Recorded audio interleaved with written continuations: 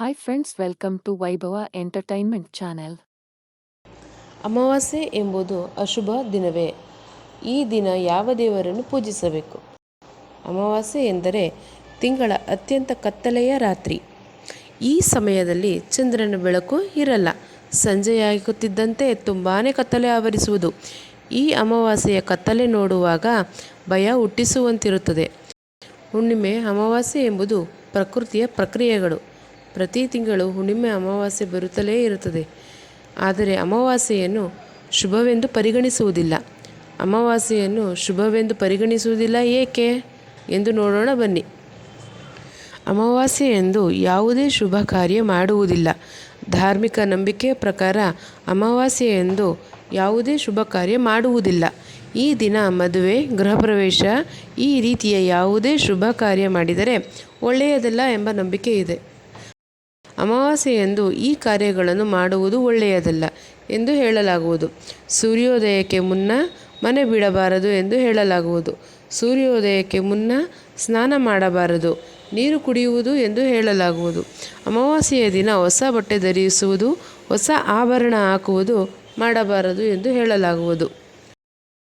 ಈ ದಿನ ಯಾವ ದೇವರನ್ನು ಪೂಜಿಸಬೇಕು? ಅಮಾವಾಸ್ಯೆಯ ದಿನ ಇಂಥದ್ದೇ ದೇವರನ್ನು ಪೂಜಿಸಬೇಕು ಎಂಬುದೇನೂ ಇಲ್ಲ.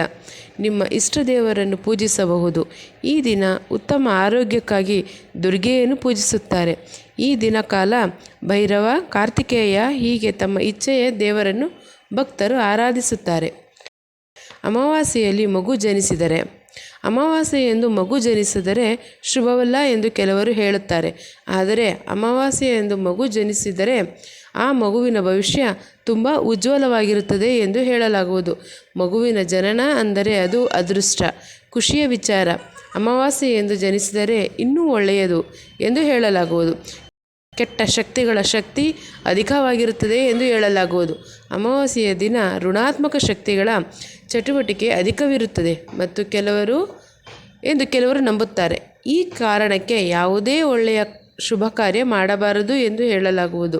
ಆದ್ದರಿಂದ ಈ ದಿನ ಹೊಸ ಬಟ್ಟೆ ಧರಿಸುವುದು ಯಾವುದೇ ಕಾರಣಕ್ಕೂ ಒಳ್ಳೆಯದಲ್ಲ.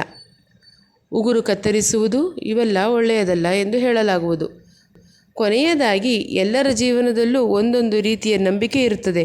ಅವರವರ ನಂಬಿಕೆಗೆ ಅವರವರ ಜೀವನ. ಕೆಲವರು ಅಮಾವಾಸ್ಯೆಯನ್ನು ಕೆಟ್ಟ ದಿನ ಎಂದು ಹೇಳಿದರೆ ಇನ್ನು ಕೆಲವರು ಅವೆಲ್ಲ ಮೂಢನಂಬಿಕೆ ಎಂದು ವಾದಿಸುತ್ತಾರೆ. ಇಲ್ಲಿ ಅವರು ಸರಿ ಇವರು ಸರಿ ಎಂದೇನೂ ಇಲ್ಲ. ಅವರವರ ನಂಬಿಕೆಯೇ ತಕ್ಕಂತೆ ಜೀವನ ಮಾಡುವುದರಲ್ಲಿ ಯಾವುದೇ ತಪ್ಪಿಲ್ಲ ಅಲ್ವಾ?